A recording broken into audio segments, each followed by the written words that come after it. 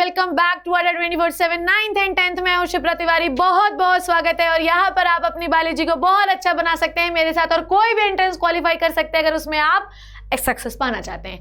सो आज की कहानी जो मुझे सुनानी आप सुनेंगे अपनी और सिर्फ अपनी आपकी अपनी सिर्फ अपनी शिप्रा मैम की ज़बानी। बच्चों बहुत जल्दी में हूँ, जल्दी इसलिए है क्योंकि एग्जाम आ गया है और एग्जाम में हम बहुत परेशान हैं मैम कि अगर साइंस के पेपर में या किसी भी सब्जेक्ट के पेपर में बहुत बड़ा पेपर आ गया तो हम किस तरीके से अपना आंसर अटेम्प्ट करेंगे अगर समय बहुत कम बचा है तो।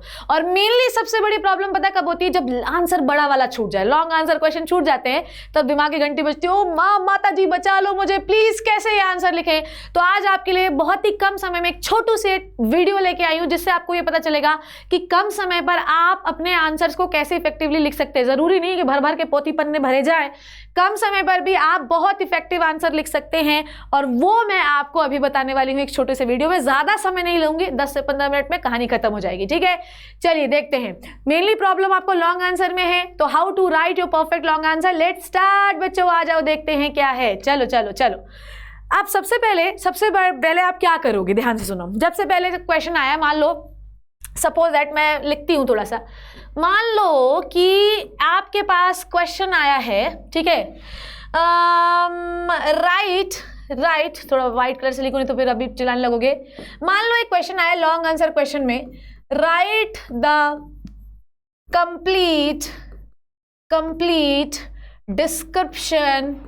Description about ecosystem. ओहो, एक लाइन का क्वेश्चन है बेटा, पर इसका आंसर अगर आपको लॉन्ग फ्रेम करना है तो आप क्या करोगे? पहले आपके पास समय बहुत कम बचा है, बहुत कम बचा मतलब आखिरी के 2 से 3 मिनट बचे हैं। मतलब अगर आपको ये 4 नंबर का क्वेश्चन लिखना है तो कैसे लिखेंगे बताइए मुझे।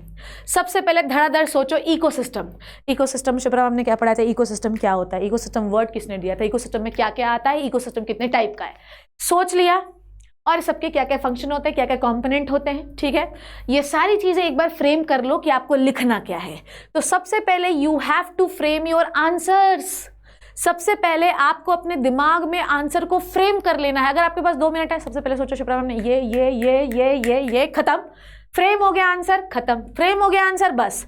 अब फ्रेम हो गया तो धीरे धीरे चलने का तो समय नहीं है आपके पास, धीरे चलने को। अच्छा, ये this is not only for the long answer, ये चीज आपके लिए एप्लीकेबल है हर प्रकार के आंसर्स के लिए, हर प्रकार के आंसर्स के लिए आपके लिए ये एप्लीकेबल है बेटा। चाहे लॉन्ग आंसर हो, चाहे शॉर्ट आंसर हो, चाहे वेरी शॉर्ट आंसर हो, समय अगर कम है तो फ्रेम, चाहे समय ज्यादा भी हो, फ्रेम वर्क करे बिना आंसर नहीं लिखना। नहीं तो तुम हाथी घोड़ा पाल की जय शिवैया लाल की बस लिखना शुरू कर देते हो। कहां से क्या है, आंसर का जोड़ तोड़ ही नहीं समझ में आता।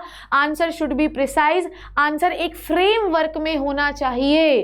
पहले आपके आंसर में क्या क्या होना चाहिए चलिए देख लेते हैं। सबसे पहले आपके आंसर में होना चाहिए इंट्रोडक्शन का मतलब कि वो जो चीज जिसके बारे में आपसे पूछा गया है, लिसन टू मी, वो जो चीज आपसे पूछी गई है, ध्यान से देख लो बेटा, वो जो चीज आपसे पूछी गई है वो किस बारे में है उसका इंट्रोडक्शन लिखिए। जैसे शिप्रा मैम बहुत खराब है तो शिप्रा मैम कौन है, दिस इज द इंट्रोडक्शन, लिख लिया।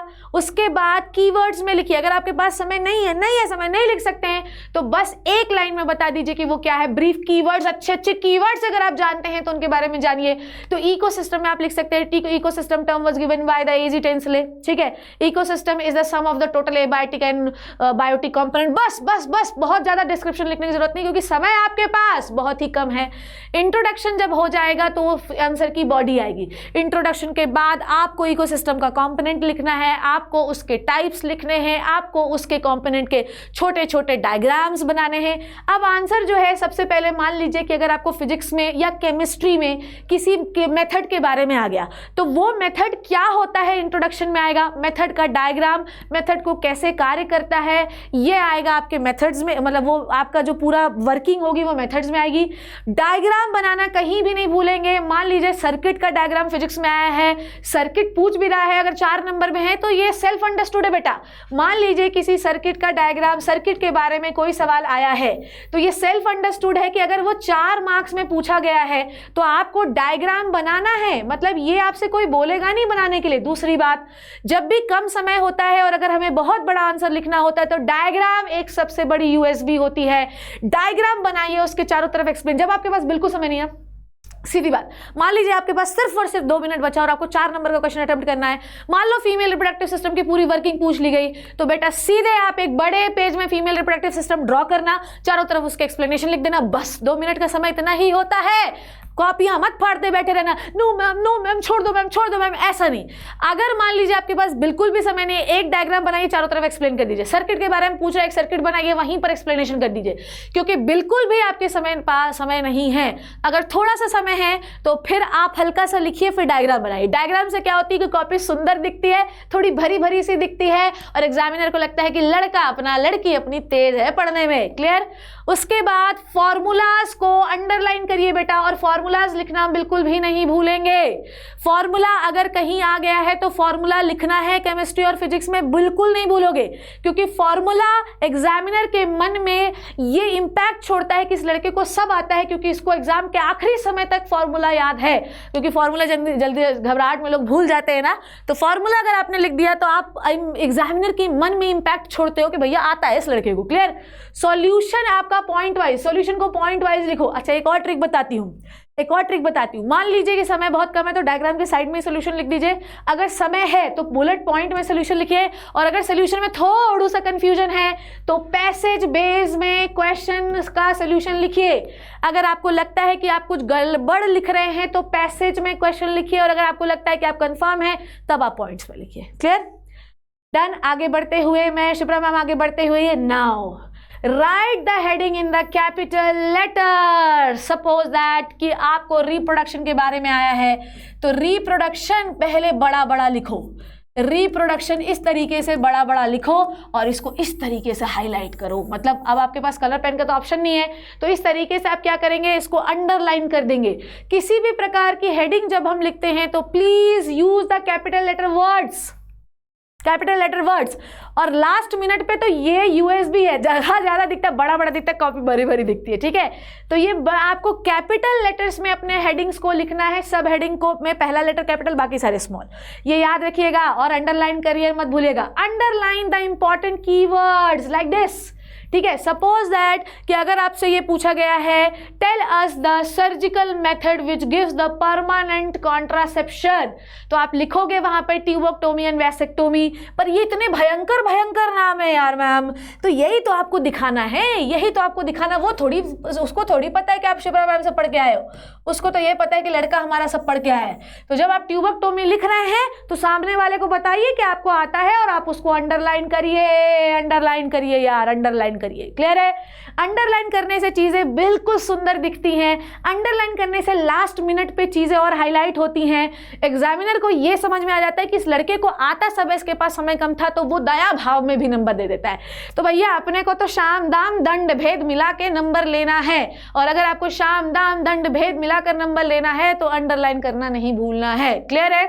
ठीक है? जैसे कि cells are the building blocks of the life, some cells consist of membrane bound cell organelle। अब आपकी ध्यान जो है वो ऑटोमेटिकली इस जगह पे गई कि नहीं गई, तो जिस जगह को आप चाहते हैं कि एग्जामिनर देखे, जिसको आप चाहते हैं कि एग्जामिनर देखे, तो अंडरलाइन करना मत भूलना, भले उस पेन से करना। ठीक है? डायग्राम डायग्राम डायग्राम डायग्राम तो मतलब मस्ट है, तू चीज बड़ी है, मस्ट मस्ट, डायग्राम तो मस्ट है, खासकर बायोलॉजी में। डायग्राम बनाना मत भूलिएगा, लेबलिंग हमेशा वन साइडेड होनी चाहिए। क्लियर है बच्चों?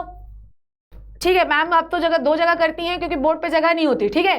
डायग्राम की लेबलिंग हमेशा वन साइडेड होनी चाहिए। आप लेबल जब भी कोई चीज कर रहे हैं, लिसन टू मी, अगर आप कोई चीज लेबल कर रहे हैं तो अगर आप ये डंडी यूज कर रहे हैं तो डंडी यूज करिए, और अगर आप एरो यूज कर रहे हैं तो सब जगह एरो यूज करिए। ये नहीं कि एक डंडी फिर एरो, ये गड़बड़ काम है। क्लियर? उसके बाद रेलिवेंट डायग्राम बनाइए जहां पर भी नेसेसरी हो, और डायग्राम बनाने से कॉपी भरी भरी दिखेगी और एग्जामिनर को समझ में आ जाएगा कि लड़के को आता था तभी इसने डायग्राम में रिप्रेजेंट किया है। और हमेशा ये याद रखिए कि कोई भी चीज थ्योरी पढ़ने में कोई इतना मगजमारी नहीं करता, उसने देख लिया इमेज बनी मतलब सही है। ठीक है? आगे पंक्चुएशंस का बहुत ध्यान रखिए, ठीक है। पंक्चुएशन का मतलब ये है कि भैया अगर आप कोई कोटेशन, कोई वर्ड लिख रहे हैं, डबल इन्वर्टेड कॉमा में लिखिए। लॉन्ग आंसर को इफेक्टिव ऐसे आप बना सकते हैं, ठीक है। उसके बाद हाइफन, कॉमा, कोलन, ये सब तो मतलब मुझे बताने की जरूरत नहीं है, पर अगर कम समय पर आप बहुत अच्छा आंसर लिखना चाहते हैं तो मैं आपको एक और चीज बताती हूँ। जैसे कि मान लीजिए आपने एक लाइन लिखी, दूसरी लाइन लिखी और आपका मान लीजिए कोई सेंटेंस आ गया जो डबल इन्वर्टेड कॉमा था, तो इस लाइन को, ये मान लो लाइन है और ये हमारी थर्ड लाइन है, तो थर्ड लाइन की इस जगह से डबल इन्वर्टेड कॉमा का सेंटेंस शुरू करना, ठीक है। यहां पर आपका सेंटेंस रहेगा, तो भैया सामने वाले एग्जामिनर को ये समझ में आ जाएगा कि ये कुछ अलग सी चीज ये लिख रहा है। क्लियर है, समझ में आ गई बात। नेक्स्ट इज व्हाट, जैसे कि ये है, ये आंसर देखो, एग्जाम्पल देखो कितना अच्छा लिखा हुआ है, comma, full stop, brackets, question mark, जो है आपका सेमी कॉलन्स, ठीक है, आपके जो है हाईलाइटेड पॉइंट, सब कुछ कितने अच्छे तरीके से लिखा हुआ है। और जैसे ये तो एक और जो है, इसमें से आपको नंबर नहीं मिलेंगे। अगर यही बंदा अगर इसको ये पॉइंट्स में कन्वर्ट कर देता तो ज़्यादा नंबर मिलते। और बेटा अगर लास्ट मिनट पे लिखना है, इतना तो लिख नहीं सकते, तो एक डायग्राम फटाक से ड्रॉ करिए और अपना समय बचाकर उसके चारों तरफ लिख दीजिए। मेंटेन द मार्जिन, ठीक है, हमेशा मेंटेन द मार्जिन, इसी के बीच में आपको लिखना है, ठीक है। प्रॉपर स्पेलिंग, खासकर if you talk about the Chhapra ma'am आप तो सही कर लो, ठीक है, पर तुम्हें सिखाती तो हूँ ना बायोलॉजी की, ठीक है। लिमिट योर वर्ड्स, ठीक है। लिमिट योर वर्ड्स का मतलब ये है, एक तो वैसे तुम्हारे पास समय कम है, ऊपर से तुम जो है बकवासें लिखने में मत लगे रहना।